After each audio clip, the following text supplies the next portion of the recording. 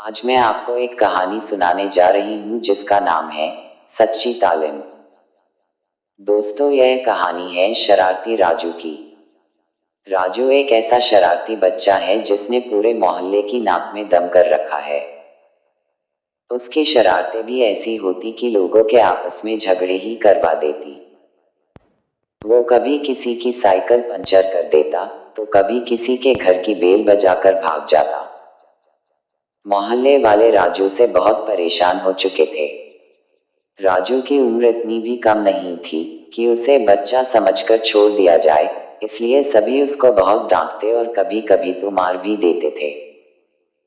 जब उसके पापा दफ्तर से घर वापस आते तो राजू उनसे पड़ोसियों की शिकायत करता।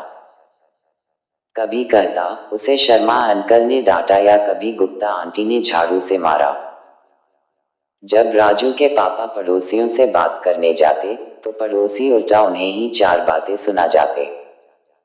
राजू के पापा उसकी शरारतों से परेशान हो चुके थे। एक दिन राजू के पापा ने सोचा, आज वो दिन भर राजू के साथ रहेंगे और उसकी सभी शरारतों में उसका साथ देंगे। सुबह से ही राजू की शरारतें शुरू हो गई। उसने पड़ोसी का न्यूज़पेपर छिपा दिया। जब गुस्से से लाल पड़ोसी बाहर आया तो उन्हें देख राजू जोर जोर से हंसने लगा। इस बार राजू के साथ उसके पापा को देख पड़ोसी के गुस्से का पारा मई की गर्मी से भी कई गुना ज्यादा हो गया था।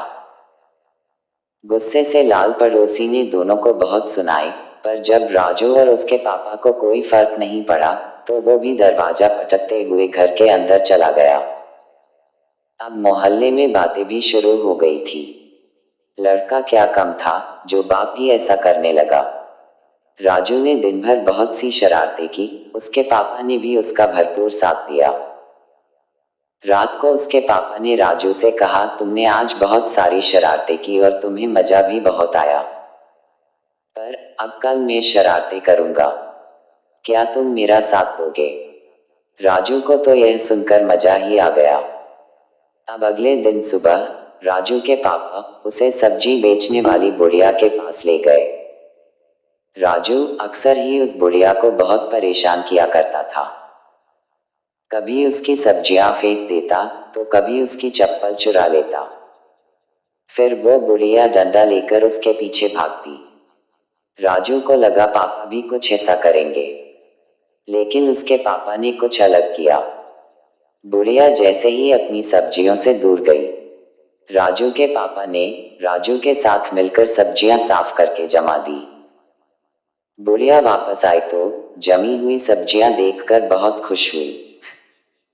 थोड़ी देर बाद जब बुढ़िया की आंख लग गई तो राजू के पापा ने बुढ़िया की टूटी चप्पल ठीक करवा कर रख दी। जैसे ही बुढ़िया उठी, चप्पलों को देख उसकी आंखें भर आए और वो कहने लगी, भगवान उस फरिश्ते को खुश रखना जिसने मेरे लिए इतना किया। शाम होते होते तक राजू के पापा ने छिपकर बुढ़िया की बहुत मदद की। राजू को भी छिप छिप कर ये सब करने में बहुत मजा आ रहा था, पर वो यह नहीं जानता था कि इस बार वो शरारत नहीं बल्कि लोगों की मदद कर रहा है। थोड़ी देर बाद राजू के पिता ने बुढ़िया से जाकर कहा, माता जी, आप जानना नहीं चाहती कि आज आपकी मदद कौन कर रहा है? बुढ़िया ने कहा, हाँ बिल्कुल जानना चाहती हूँ।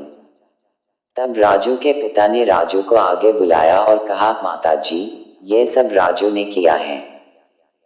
राजू को लगा आज फिर बुढ़िया उसे झाड़ू से मारेगी और वो भागने लगा। तब बुढ़िया ने उसे पकड़ा और गले लगा लिया। साथ ही राजू को एक चॉकलेट भी दी। राजू को कुछ समझ नहीं आ रहा था। वो अपने पापा के साथ वापस घर आ गया। पूरे टाइम बोलते रहने वाला राजू आज चुप था। राजू के पापा ने उससे कहा, राजू बेटा, आज जो तुमने किया, क्या तुमको उससे खुशी मिली? राजू ने कहा, हाँ पापा, और एक चॉकलेट भी मिली। राजू के पापा जोर जोर से हंसने लगे।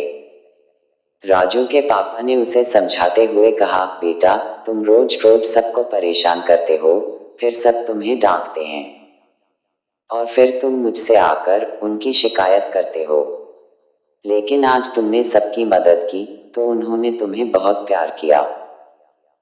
राजू को सारी बातें समझ आ जाती हैं और वो शरारतें करना बंद कर देता है।